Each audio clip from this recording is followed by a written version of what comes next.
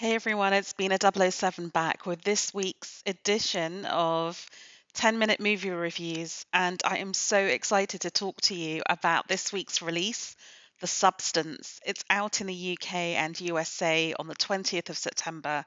I think this is a five-star movie. I think it's Demi Moore's career best performance. It won Best Screenplay at the Cannes Film Festival this year. I think it should win an Oscar for its screenplay. I think Demi Moore should get an Oscar nomination for her role. It is just so good. So, what's it all about? It is a film that's part body horror, it's part social satire, but it's also really heartbreaking. It's got so much more going on than just being audaciously stylish and beautifully put together. The director and screenwriter is a French woman called Coralie Fargeat. Fargeat, I don't know how you pronounce that, but she seems to be ludicrously talented. I haven't seen any of her films before, but my goodness, she knocks it out of the park with this one. It reminded me a little bit of films by Cronenberg, Christine Vachon. It has echoes of Oscar Wilde's Portrait of Dorian Gray. There's a lot of references here, but her style is one of disciplined graphic design, bold graphic choices, a lot of overhead shots, very stylized, extreme close ups, and an amazing oral design. So, the sound design of this film, you kind of hear every crunch of a prawn being eaten or every gloopy suction of a puncture wound and then injections taken out. It's a film that it's body horror, but it's also sound horror. It really puts you on edge. But it's funny. I mean, I laughed out loud from almost the first shot until the last shot. But as I said, there is more going on. So Demi Moore stars as Elizabeth Sparkle, who is this, very beautiful, well-preserved middle-aged actress, in real life as in the film, who now hosts a Jane Fonda-style aerobics show. But as the film opens, she reaches her 50th birthday and she's just summarily sacked by her evil, nasty TV producer boss, played by Dennis Quaid. And she gets into a car crash. She's really at a low point in her life. And she falls for a black market injection called the Substance. And it's kind of like a brat summer green color. And she thinks this is going to be her key to being a younger, perkier version of herself. The problem is that the substance doesn't make you yourself younger. What it does is it creates, and this is the body horror, you spawn an avatar, an alternative version of yourself. And in this case, that alternative, younger, perkier version of Elizabeth is called Sue, and she's played by Margot Qualley. And of course, as Sue goes off into the world as this young, perky 20 something, she's the one who gets all the fame and the adoration and a second chance at her career. And Elizabeth is sitting at home in her aging body, just feeling very lonely, very abandoned, very old by contrast. The way the substance works is that these two avatars are meant to switch with each other every 7 days so that Elizabeth can regenerate. And the creepy voice at the end of the phone line keeps telling them there is no her, there is no you, you are one. So you've got to respect the rules. And of course, Sue does not want to switch back into an old body, so that starts to get abused, and you see the sort of what that reaps on Elizabeth physically. As I said before, there's just so much stylish fun to be had with this film. It is beautifully put together. The sound design's great. The costumes, I just want that coat that Demi Moore wears.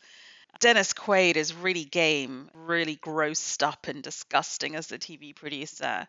And Demi Moore and Margot Qualley are also game. I mean, they're very courageous. There's a lot of nudity in this film and objectification because that's what the film's about, how society objectifies women. So as Sue goes off into her new career as a TV host, she is also judged on her body and has to be perfect. And it's all done in a very sort of 80s lame way, but one can imagine those casting calls going exactly the same way in the current film industry. But as I said, what elevates this film from a sort of four-star great night out is that there's a lot more going on, and I think it centers all on Demi Moore. And I think it has particular resonance for those of us who are Gen Xers, because I feel that I've sort of grown up with Demi Moore. I mean, she's always been this amazingly cool person, sort of 10 years older than me. And her body has been litigated. Her body choices have been litigated my whole life, whether it's her cutting off all her hair, getting the buzz cut, getting very muscly for G.I. Jane, which was then a flop, and so even more judged, or whether it was her going on the front cover of Vanity Fair. I remember this being so controversial, naked with the big baby bump, the pregnant photo. That was very controversial.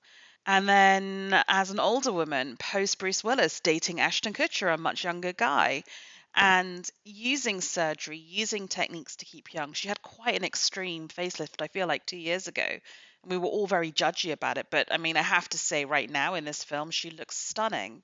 And there's an irony that her real life brings to this role, right? Because Sparkle is being sacked because she's 50. Demi in real life is 60. And at 60, she looks stunning. At 50, quote unquote, Elizabeth Sparkle looks stunning. But of course, it's not stunning enough for Hollywood, who needs youth, extreme beauty. And there's something so tragic about seeing this woman as a character getting dressed up to go on a date and just being crippled with her own internalized misogyny and ageism that she just cannot get herself out of the door to meet a guy who she last met in sort of middle school who thinks she's the most beautiful woman in the world. So none of that's coming from him. It's all coming from her.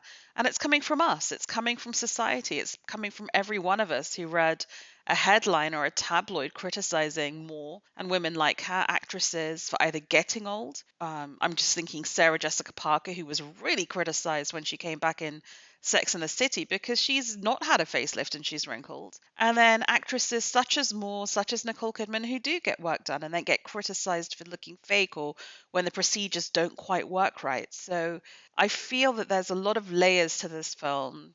The tragedy is about what women do to themselves and judging against each other as kind of mediated by the men who run the industry, the film industry, the press, journalism, everything around us in society that makes us feel crap about ourselves.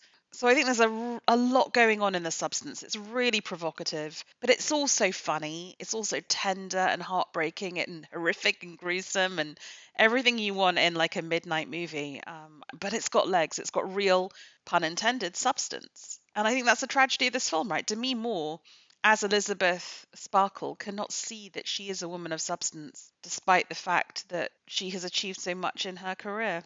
So, as you can tell, I love this film. I would really encourage you to see it. And I would encourage you to watch it in a cinema, not just because the visuals are so good, but because I think you need that sort of Dolby Atmos surround sound to really take advantage of just how amazing the soundtrack of oral effects are in this film. There's actually very little dialogue, especially in the first half of it. A lot of it is just done by look and by sound design, so it's really worth seeing in the cinema. Anyway, I hope you have fun watching this film. Feel free to leave a comment on the YouTube channel or at beana007.com. I look forward to hearing what you think of it. And in the meantime, thank you for listening.